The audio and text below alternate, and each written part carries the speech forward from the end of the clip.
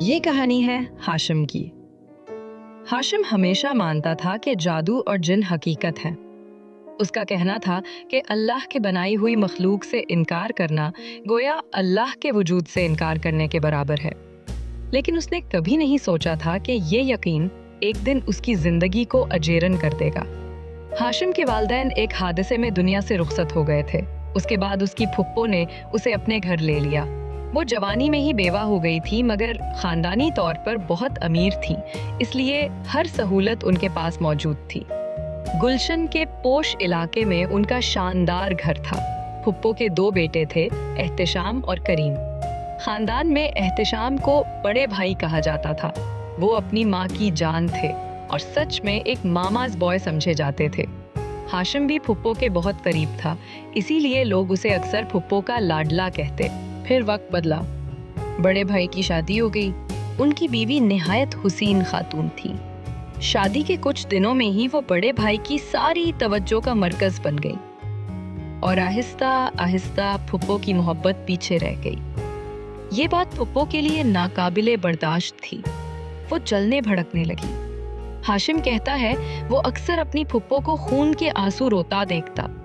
اس کے دل میں یہ خواہش تک جاگتی کہ کاش بھابھی کو مار دے، لیکن پھر خود کو سمجھاتا کہ رشتوں میں بیلنس رکھنا بڑے بھائی کی ذمہ داری ہے۔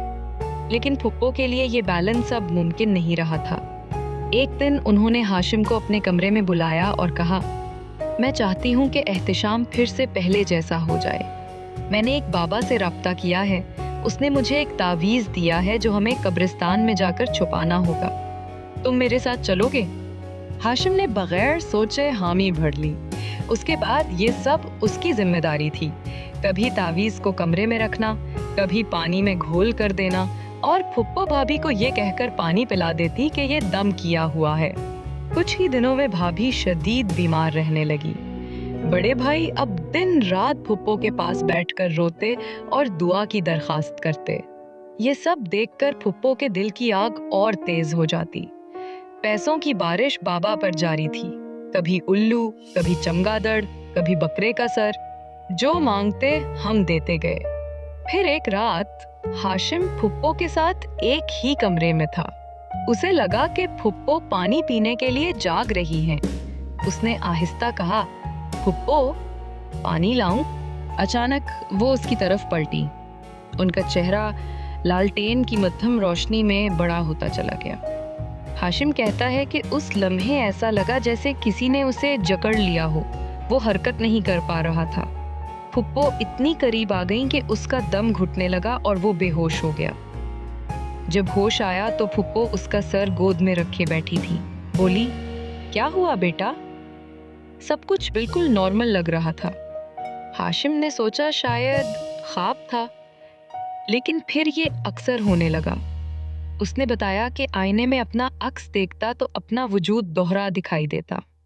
حلق میں کانٹے پڑ جاتے، جیسے جسم میں کوئی اور داخل ہو گیا ہو، اور رفتہ رفتہ پھپھو کے وجود سے ہی وحشت ہونے لگی۔ ادھر بھابھی کی حالت بگڑتی گئی اور آخر کار وہ مر گئیں۔ بڑے بھائی اس صدمے میں نیم پاگل ہو گئے۔ ان کی شاندار نوکری ختم ہو گئی۔ وہ دن رات خلا میں نظریں جمائے بیٹھے رہتے۔ کالے علم سے مقصد تو پورا ہو گیا تھا، لیکن اس کے ساتھ ایک اور عذاب بھی ہم پر اتر آیا تھا۔ مایوس ہو کر ہاشم ایک بزرگ کے پاس گیا۔ انہوں نے پوچھا، کیا تم اپنی پھپھو کے ساتھ قبرستان گئے تھے؟ ہاشم نے ہچکچاتے ہوئے ہاں کر دی۔ بزرگ نے کہا، وہاں ایک جن ہے جو تمہاری پھپھو پر عاشق ہو گیا ہے۔ تم لوگوں نے جو کیا اس کا خمیازہ اب تمہیں بھگتنا ہوگا۔ میں کچھ نہیں کر سکتا، شاید کوئی بھی نہ کر سکے۔ یہ سن کر ہاشم لرز گیا۔ اس کے بعد پھپھو اکثر راتوں کو قبرستان جایا کرتی۔ کیسے جاتی تھی یہ کوئی نہیں جانتا۔ پھر ایک دن بڑے بھائی اچانک امریکہ شفٹ ہو گئے۔ جانے سے پہلے انہوں نے صرف اتنا کہا، مجھے تم لوگوں کی سب حرکتوں کا علم ہو چکا ہے۔ میری خاموشی نے مجھے بھی مجرم بنا دیا ہے۔ میں کبھی واپس نہیں آؤں گا۔ اس کے بعد ہاشم کی زندگی اور بھی اندھیروں میں ڈوب گئی۔ وہ ہائی بلڈ پریشر کا مریض ہو گیا، گردے فیل، اور آج کل ڈائلیسس پر ہے۔ وہ خود کہتا ہے، کاش ہم رشتوں میں توازن رکھنا سیکھ لیتے تو نوبت یہاں تک نہ آتی۔ اور پھر اس کی آواز دھیرے سے ٹوٹ جاتی ہے۔ وہ جن آج بھی میرے کان میں سرگوشی کرتا ہے، جنہیں تو نے بلایا نہیں، وہ تجھے لینے آ چکے ہیں۔